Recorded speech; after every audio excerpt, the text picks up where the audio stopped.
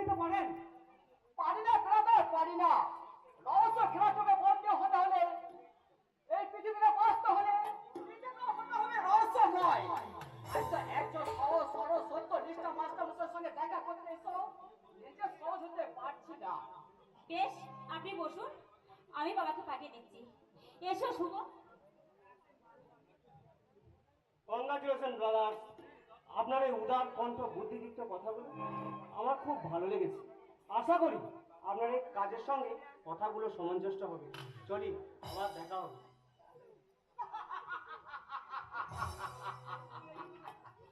শত সেলুকাস, কি বিচিত্র এ দেশ!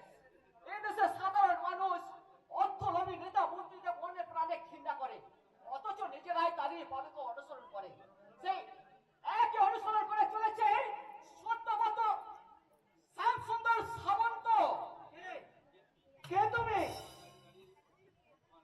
আমার বাড়িতে দাঁড়িয়ে শ্যামসুন্দর সামন্তর গুণগান গাইছো? তুমি কে? আপনার এক অবাধ্য বেপরোয়া ছাত্র, যে এক হাতে আপনার মতো তৃতীয় শিক্ষকের পদধূলি আর অন্য হাতে তুলে নেয় ওই সাতটি সামন্ত দেওয়া মদের গ্লাস আর মানুষ খুন করা ছোড়া পিস্তল। তোমার কথা তো আমি কিছুই বুঝতে পারছি না বাবা। তুমি কে? কি চাও এখানে? এই গ্রামে আমার চাওয়া তো অনেক কিছু স্যার, কিন্তু কার কাছে কোনটা পাবো সেটাই বুঝে উঠতে পারছি না। তাই তো ভালো মন্দ ন্যায় অন্যায় পাপ পুণ্য সকলের কাছে আমার অবাধ বিচরণ স্যার। তোমার কাজে তো আমি বাধা দিতে পারছি না বাবা।